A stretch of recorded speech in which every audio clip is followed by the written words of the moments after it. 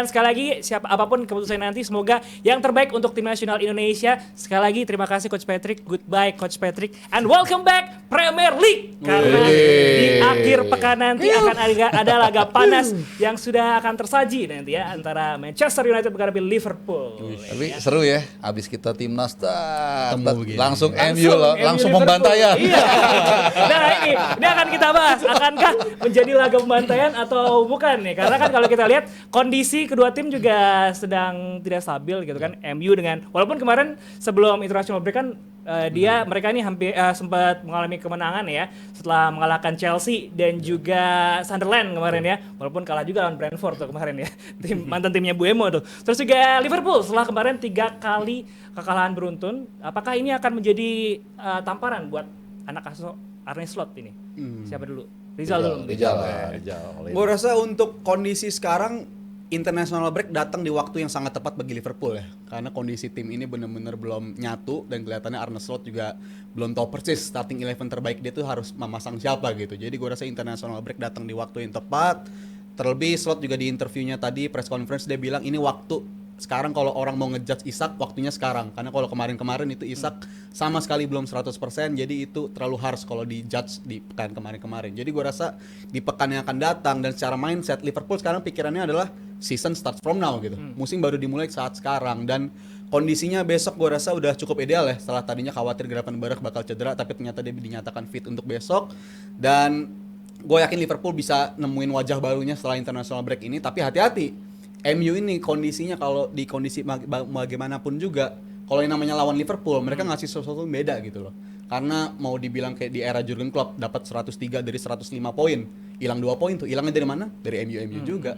Dan di momen itu kadang di derby kayak gini nggak peduli performa timnya lagi belakangan lagi gimana, tapi tim ini bisa tampil berbeda gitu ketika derby ini berlangsung. Jadi gua rasa MU bisa ngasih perlawanan, tapi bagi Liverpool season start from now, gua rasa ini waktu ideal bagi mereka untuk bounce back dan dapetin lagi ritme permainan sama seperti musim lalu. Kalau Mas Aryo, apakah MU akan bisa mendapatkan momentum nih? Ngelihat Liverpool juga lagi dalam tren kekalahan, 3 kali kekalahan beruntun, terus juga beberapa pemain juga sempat cedera kemarin, walaupun udah balik lagi. Ya, tergantung bagaimana Liverpool regroupingnya. Kalau United ya menurut gua akan bermain ya seperti United kemarin-kemarin gitu. Banyak serangan, sulit untuk mencetak gol, tapi belakangan sudah menemukan ritmenya. Tapi kan apa yang dilakukan oleh Amorim bersama tim ini, tweaking yang dilakukan, mencoba untuk masukin lagi Mason Mount, maksimalin Buemo, masukin siapa namanya? Nunez ya? Kok Nunez apa? Kunya. Gue Matias Nunez mulu mikirnya. Matias Kunya di depan, Sesko. Ada beberapa game plan yang memungkinkan MU untuk bisa mencetak gol ke gawang Liverpool. Terutama ngelempar bola di belakang back. Itu menjadi kekuatan utama United yang membuat mereka bisa mendapatkan one of the, kalau bisa dibilang yang paling banyak shots di Premier League sekarang. XG paling banyak juga di Premier League musim ini. Artinya mereka doing something untuk start dan mencari gol, tapi mereka nggak bisa mengeksekusi itu menjadi gol. Itu yang menjadi salah satu kendala utama. Mereka menciptakan peluangnya ada lewat bola-bola yang dilempar ke belakang back. High defense Liverpool lumayan vulnerable atau rapuh di musim ini. Berapa kali kita ngelihat Van Dijk, Konate terexpose, terutama Konate berapa kali berada dalam no man's land sehingga dia harus melakukan sesuatu yang bisa dikatakan blunder ya dalam beberapa kesempatan. Jadi gue ngelihat ada kesempatan bagi United sebetulnya untuk bisa melukai Liverpool. Tapi dengan catatan apik di depan atau barisan ofensif, mereka juga punya PR besar di barisan belakang. Justru ini tim yang paling sering ditembak sama lawan. Tembakannya pun berbuah gol cukup sering juga, sehingga agak aneh juga nih, tim dari sisi nyerangnya bagus banget, tapi dari sisi bertahannya jelek banget juga nih. Jadi Liverpool pun bisa manfaatin itu. Transition game mereka, kalau kita tahu gimana bola diputus sama Gravenberch lalu langsung diumpan ke depan. Nah sekarang mungkin orkestratornya adalah Florian Wirtz. Karena gue nggak setuju dengan sisi kanan dipegang sama Bradley. Karena dalam beberapa kesempatan ini bukan Bradley yang kita lihat di musim pertamanya, sehingga untuk laga ini gue lebih aman kalau Szoboszlai yang tampil di sisi kanan. Ujung-ujungnya dia akan bantu ke tengah seperti apa, lalu bantu juga defense, tapi tetap lebih firm ketika lu punya Szoboszlai ketimbang Bradley di posisi itu. Jadi dua-dua tim punya kesempatan untuk mencetak gol lewat transition game-nya, sehingga gue akan melihat lebih dari 1 gol tercipta, tapi kayaknya ujung-ujungnya bisa imbang sih. United terakhir 0-0 di sini. Seriously, imbang kan? Sebelumnya 2-2 di sini. Ya mereka kayak Rizal bilang, United kalau ketemu Liverpool ada aja gitu. Walaupun pernah dibantai juga ya, 7-0, 5-0, sering dibantai dengan skor besar, tapi di era Amorim juga mereka sempat menahan imbang 2-2 juga. Di era musim juaranya Slot juga kan sebetulnya. Jadi ya ini kita nggak akan tahu versi seperti apa nih yang muncul nih, entah itu di Unitednya, entah itu di Liverpoolnya. Karena kayaknya nggak setuju tadi. Apa kata Mas Arya? Ngadu-ngadu gua aja lu. Soal serinya. Tadi serius nih. Ya kalau gue ya secara objektif melihat selalu Liverpool tim yang bagus, dia punya mental juara. Berkali-kali gue bilang juga kehadiran Arne Slot dengan transisinya ini membuat bukan tren ya, tapi pencapaian Tren udah Liverpool ke Madrid. Cabut tuh. pencapaian mereka bisa juara 20 kali ini kan kemudian sepertinya akan punya kans untuk ke 2-1 ya, walaupun masih panjang. Nah dengan modal seperti itu dan kemudian juga walaupun trennya sedang negatif, kalah 2 kali berturut-turut di IPL ya. IPL menurut gua mereka agak cukup beruntung juga nih, save by the bell dengan adanya international break. Tapi sebaliknya MU yang lagi agak lumayan bagus, 2 pertandingan juga kalau nggak salah menang, justru terhenti. Nah jadi dengan kondisi ini dan juga ada beberapa pemain kayak Szoboszlai tadi Mas Ari udah singgung, gue sepakat. Ini kan mirip mekanisme di City ya. Kalau nggak salah Kyle Walker dulu atau Joao Cancelo gitu. Sebenarnya dia tahu nih 4 back ini kadang-kadang nganggur kan. Akhirnya salah satu ini disuruh maju sebagai DM kan. Jadi lebih padat tengahnya. Dan ini akan lebih memberikan ketajaman dan juga kreativitas di tengah dan juga rekor walaupun bisa aja rekor ini buyar ya karena dari 9 tahun kalau nggak salah nggak pernah menang nih di Anfield MU. Jadi dari semua atribut itu sih gua rasa ya Liverpool tanpa ragu gua mengatakan akan memenangkan pertandingan ini. Mungkin skornya nggak akan mutlak. Kenapa? Karena tadi yang Rijal bilang memang kalau bukan derby ya, tapi kalau rival seperti ini itu kadang-kadang peringkat nggak terlalu bisa linier gitu. Ya artinya gue tetap melihat Liverpool akan menang, tapi MU selalu punya semangat lebih ketika bertemu Liverpool. Nah ini kebalikannya dulu nih, karena dulu kalau MU ketemu Liverpool, mungkin aja di musim itu Liverpool menang sekali, seri sekali, tapi ujung-ujungnya MU yang juara. Makanya Gary Neville selalu gue pernah ngomong berkali-kali, dia ngomong di koran The Sun, gue masih ingat, I don't mind losing twice to Liverpool as long as we are the champions at the end of the season. Jadi yang bawah ini biasanya suka ada membuktiin kan MU, tapi again kualitas dan juga mentalitas dalam hal ini nggak bisa bohong, Liverpool yang ada di atas jauh. Tapi yang terpenting Rizal sekarang kayaknya udah gatel banget pengen ngomong. Situ Sabar lu. Udah ini kita kasih waktu dan tempat, kita persilakan ke Rizal Palavi sekaligus mau menjelaskan tentang prediksi line up, starting line up yang akan diturunkan Arne Slot dan juga Ruben Amorim. Sikat Rizal.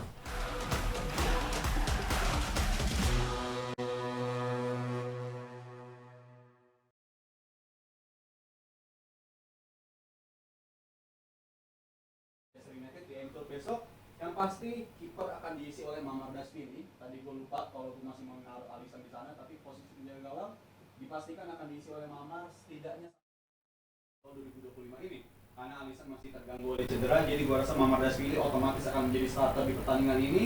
Dan yang paling krusial adalah penempatan Szoboszlai di posisi bek kanan menurut gue, karena sepanjang musim ini berlangsung Liverpool belum pernah sekalipun melakukan start ke pemain di posisi right back selama 3 game berturut-turut.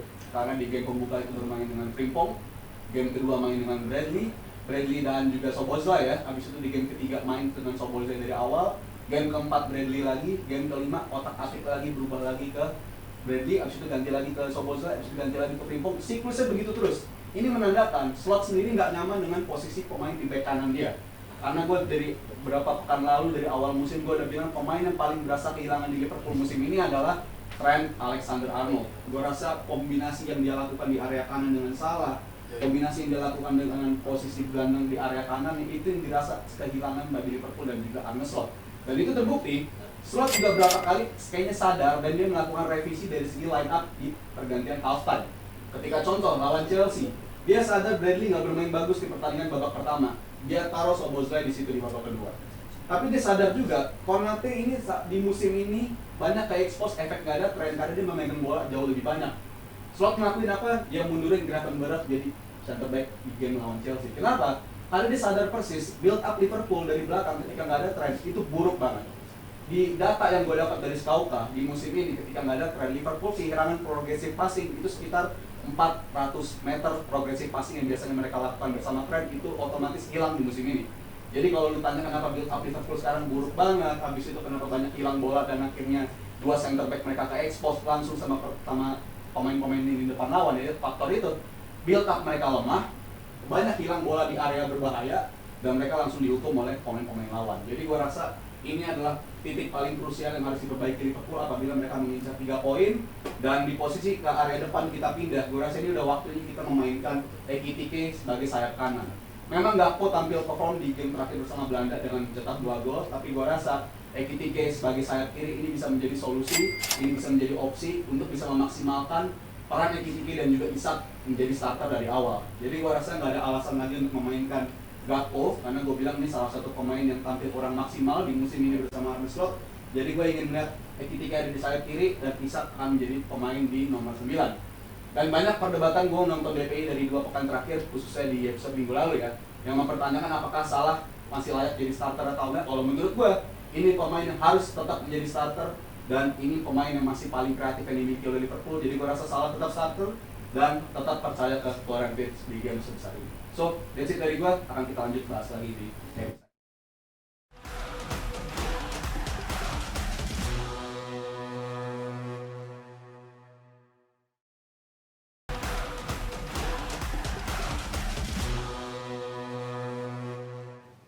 Oke, itu dia tadi prediksi dari Rizal Palevi starting lineup yang diturunkan oleh Arne Slot untuk menghadapi Manchester United nanti. Tapi sorry banget ya tadi audionya agak kurang gitu. Sayang Sayang banget. Kita Kalau mau ngerangkum tadi Jal ya, kanan Szoboszlai dan juga sama sekali dong nggak ada tadi.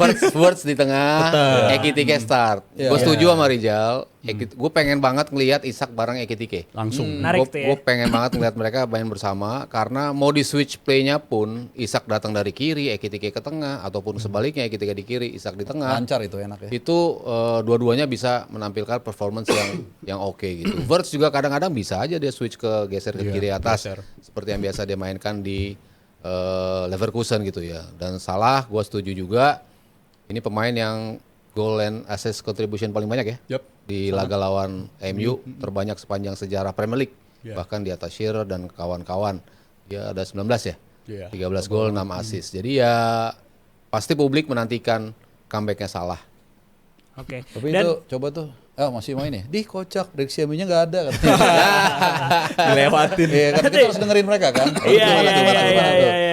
Tapi kan Kalau- tadi Rizal dan juga Mas Aryo setuju kalau Ekitike di sebelah kiri ya.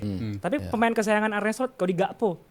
Ini gimana nih? Apa-apa, tinggal kan persaingan bisa. aja. Kalau nggak Wirtz Ya baru. udah, justru bagus kan. Justru jago nggak dia? Kalau nggak Wirtz diganti, sedap.